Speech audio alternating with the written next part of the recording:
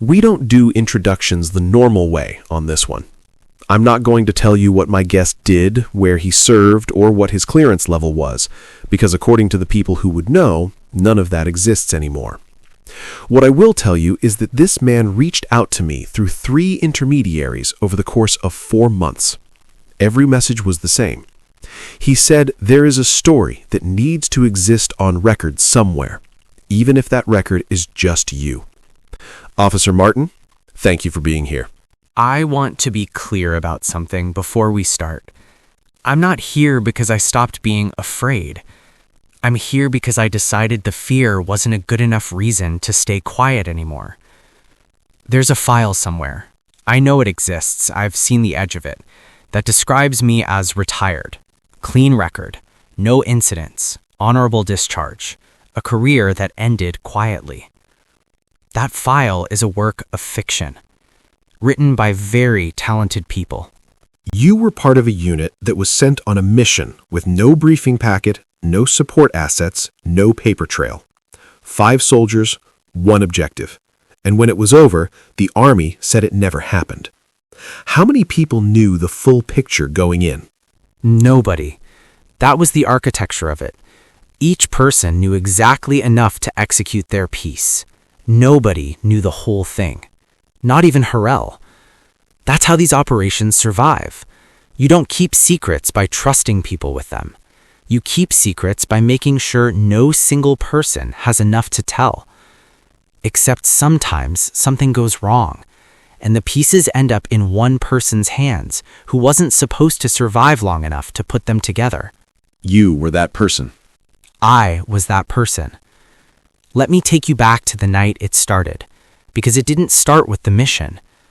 It started 6 days before I sat in a room and read 7 pages that described a training exercise I was never part of. It started with a Tuesday. The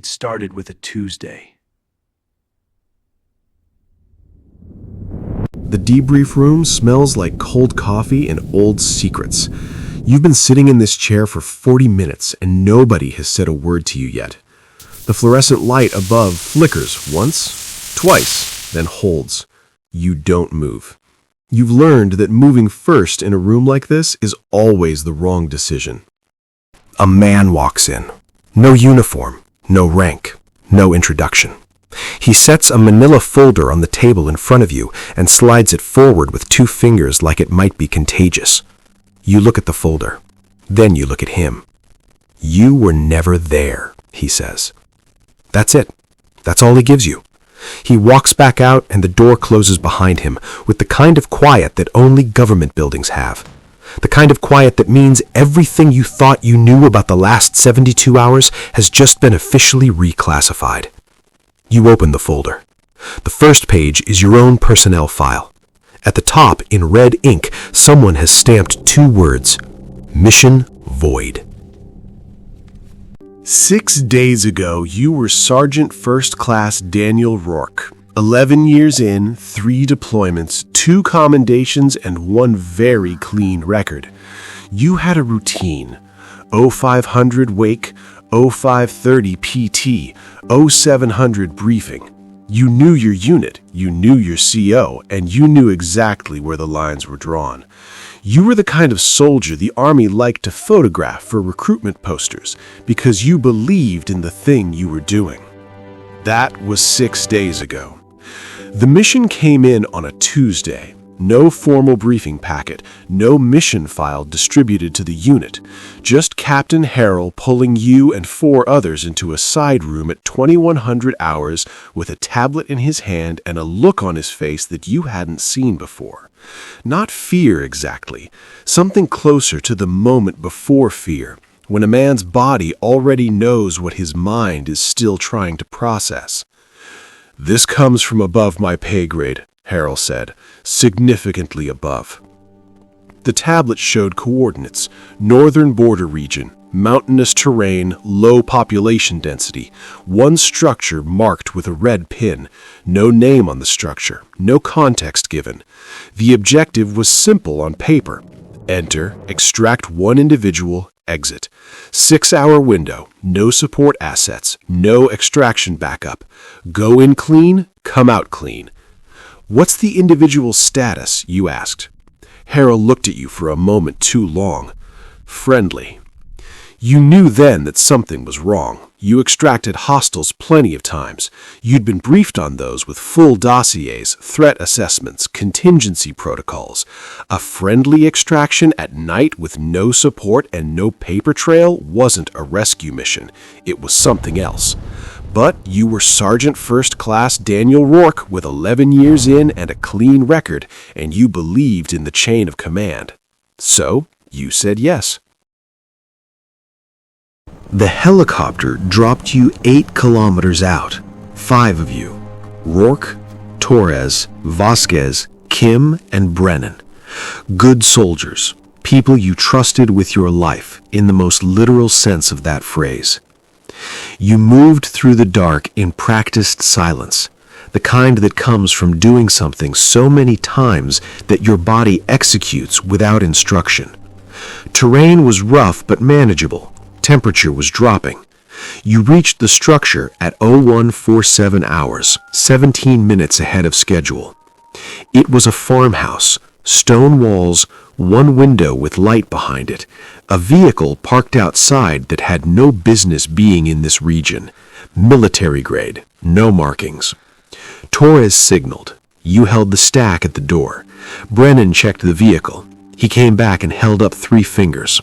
3 people inside that vehicle, none of them moving. You didn't have time to process what that meant. You breached. The man you were sent to extract was sitting at a table in the center of the room. 50 years old, maybe older. Civilian clothes, no restraints. He wasn't a prisoner. He was waiting.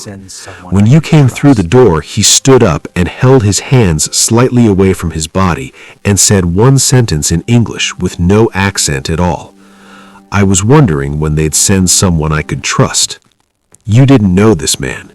You had never seen his face in any briefing, any file, any intelligence summary. But something about the way he said those words made the hairs on your arms stand up. Because he said them like he knew you, like he had been told your name before you arrived. You didn't ask questions, mission protocol. You got him moving. That's when Vasquez, who had stayed outside on perimeter, came through the door fast and low, which was the signal for contact imminent. You pushed the man behind you. Torres took the window. Kim covered the back. Brennan was already moving toward the vehicle outside when the first shot came. It wasn't directed at you. It was directed at the man you came to extract. What happened in the next 4 minutes you have reconstructed so many times in your mind that the sequences started to feel like a film you've seen too often. The details are perfect, but they no longer feel real. You know exactly how many shots were fired. You know the direction. You know that Torres took a round in the shoulder and kept moving. You know that Vasquez dropped one shooter at 30 meters with a single shot in conditions of near zero visibility, which was the best shooting you had ever seen in 11 years.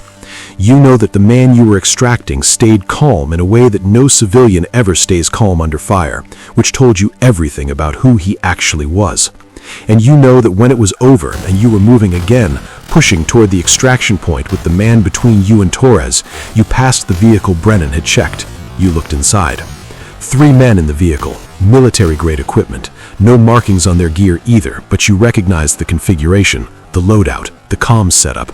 They were Americans. You kept moving. You didn't say anything. There are moments in the field when your brain files something away under a label that says, "Process this later," and survival takes over completely. This was one of those moments. You filed it. You moved. The helicopter came in at 0341 hours. The man boarded without a word. You and your unit boarded behind him. The helicopter lifted and nobody spoke for the entire 40-minute flight back, which itself was unusual. There is always decompression talk after contact, always. The silence told you that every man in that helicopter was doing the same thing you were doing, filing it away, waiting. They separated you at the base. Individual rooms, no communication between unit members. Standard protocol after an incident, you told yourself. You sat in a room for 6 hours. Someone brought you water and a meal and said nothing. You ate because you learned long ago that you eat when food is available regardless of what your stomach is doing. At hour 7, a man in civilian clothes came and sat across from you. Not the same man who would come later with the folder, a different one, younger, the kind of young that comes with very high clearance and very little field experience, the kind of young that looks at soldiers like you the way people look at machinery. He asked you questions for 2 hours, every detail of the mission. You gave him accurate answers because that was your job and because you had nothing to hide. You asked him one question in return, near the end. Who were the men in the vehicle? He wrote something in his notepad. He didn't answer. He closed the notepad and he thanked you for your service, which is what people say when they are done with you. That night, alone in the room, you understood for the first time that you had been used. Not deployed, not assigned, used. There is a difference that takes years of service to feel in your body, and once you feel it, you cannot unfeel it. The mission had a purpose that was never explained to you. The man you extracted knew things that someone needed moved or protected or relocated. The men in the vehicle were sent to stop that from happening. And you, Sergeant First Class Daniel Rourke, with your clean record and your 11 years and your reputation for following orders without asking too many questions, were selected precisely because you were the kind of soldier who would complete the objective and then sit quietly in a room and give accurate answers and not make problems. You were selected because you were trustworthy, and in that moment you understood that in certain systems, being trustworthy is the most dangerous thing you can be. The folder on the table in front of you has 7 pages. You read all of them. The mission is described in language so sanitized it barely resembles what you experienced. Dates are altered. Unit composition is listed as classified. The structure you entered doesn't exist in any official record. Torres's injury is not mentioned. The 3 men in the vehicle are not mentioned. You are listed as the sole participant in an unspecified training exercise. At the bottom of the last page, there is a non-disclosure agreement. 30 years. You were being asked to sign 30 years of silence. There is a pen clipped to the inside of the folder. Someone put it there deliberately, which means someone sat at a desk and thought about what pen to include, which means this moment was planned long before you walked into that debrief room. You pick up the pen. You think about Torres, his shoulder, the way he kept moving. You think about Vasquez and that shot in the dark and how nobody will ever know that it happened. You think about Brennan checking that vehicle and finding 3 Americans inside and saying nothing because he was a professional, and professionals file things away and keep moving. You think about the man you extracted, the way he said he was wondering when they'd send someone he could trust.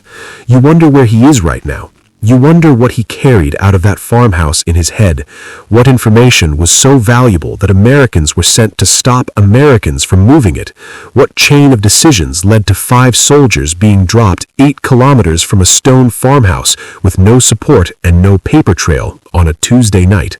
You wonder if Torres knows he is listed as having never been there. You wonder if any of your unit has already signed. The pen is in your hand. The line is at the bottom of page 7. 30 years is a long time. You are 34 years old, which means you would be 64 before you could speak freely about a night that the United States Army has officially decided did not happen. By then, the man you extracted will be dead or disappeared. Torres's shoulder will be an old injury with no official cause. Vasquez's shot in the dark will exist only in Vasquez's memory, filed under a label that says, "Process this later," accumulating weight with every year that passes. You put the pen down. Not because you've decided not to sign. You haven't decided anything yet. You put it down because you need 1 more minute to be the person you were before you walked into that farmhouse. Sergeant First Class Daniel Rourke. 11 years. Clean record. The kind of soldier they photograph for recruitment posters. You need 1 more minute with that person before you make a decision that will determine who you are for the next 30 years. The fluorescent light flickers again above you. Somewhere in this building, in a room you will never be shown, the man you extracted is either being protected or being processed. You don't know which. You don't know if there's a difference. You don't know if the people who sent you to get him are the same people who sent those 3 men in the vehicle to stop you, or if they are different factions of the same system pulling in opposite directions, with soldiers like you stretched between them like wire. What you know is this. You completed the mission. You brought him out. You did what you were asked to do by people whose names you were never given, under orders that came above your captain's pay grade, in a location that no longer exists in any record. And now a man with no name and no rank is waiting on the other side of that door for you to pick up that pen. The folder is open in front of you. Page 7. The line. You reach for the pen, and your hand stops, because you just realized something that should have occurred to you 6 days ago, something that was sitting in the folder the entire time, hidden in the language of a document written by people who were very good at hiding things in plain sight. The non-disclosure agreement lists 5 names. Your unit had 5 members, but only 4 names are on this document. 1 name is missing. You close the folder. You set the pen down on top of it. You lean back in the chair and you look at the flickering light above you, and you understand with the particular clarity that only comes when a system finally reveals its true shape that you are not here to sign a document. You are here to find out if you already know whose name is missing and whether that person is still alive. The door doesn't open. It never opens when you need it to.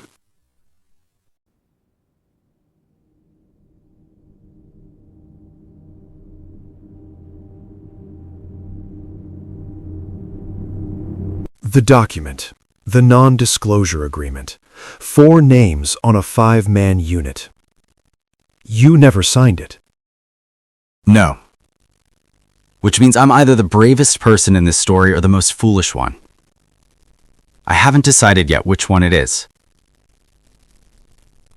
The name that wasn't on that document, I know whose it is. I've known for a long time. What I don't know is whether knowing that makes me safer or whether it makes me exactly the kind of problem that gets quietly resolved. Some nights I think they left the name off deliberately. To see what I'd do. To see if I'd come looking. I came looking. The U.S. Army's official position, as of today, is that this mission never occurred, that the unit you've described has no operational record, that you retired cleanly with no incidents attached to your service record. Does that bother you, that officially you were never there? What bothers me isn't that they erased the mission. What bothers me is that they were right about one thing. I was selected because I was trustworthy, because I followed orders and kept my head down and completed objectives without asking the questions I should have asked. And the most honest thing I can tell you, the thing I've spent years trying to make peace with, is that if they called me tomorrow with the same mission, the same briefing, the same Tuesday night, I don't know what I'd say. And that's the part that keeps me up at night. Officer Martin has been speaking today at significant personal risk. There is more to this story. The missing name. What happened to the man they extracted? What is in the file that describes a career that never happened? We are going to follow this, every piece of it. If you are watching this and you know what happened in that debrief room, or if you have sat in a room like it, you know where to find us. Subscribe, because the next conversation goes deeper. We have the name. We're working on what it means. Some doors don't open from the outside.